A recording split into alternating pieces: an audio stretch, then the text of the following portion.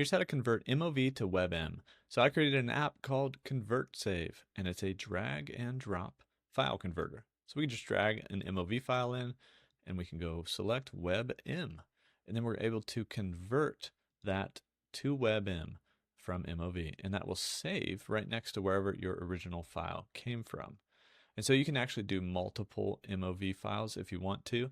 I created this app with my brother, who's a software developer, because I was sick of going to weird websites to try to do all these different file conversions and only be able to do so many and then have to upload my files somewhere and download them and organize them. So I asked him if we could make this drag and drop simple file converter for images, video, and audio on your desktop offline for Windows and Mac.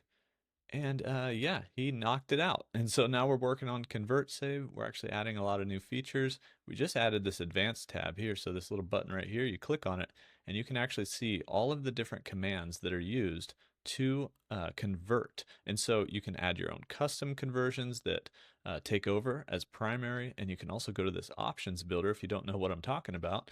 And you can see a lot of different things in a more user-friendly way. So you could change things like frame rate. Maybe we wanted to take that MOV that was 60 frames per second to that WebM file, but make it like 24 frames per second or 30 or 15 or something like that.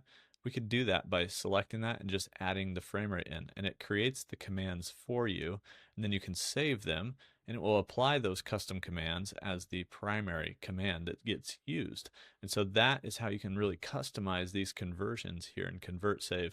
And they change if you're doing image to image or maybe you're doing video to audio. Those options all change in there depending on which conversion you're doing and what file types you're converting to.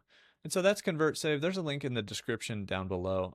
You can also go to convertsave.com to check it out. I appreciate your support, you guys. Let me know if you do check it out in the comments down below. Hopefully you find it as a valuable tool, and I'll see you in the next one.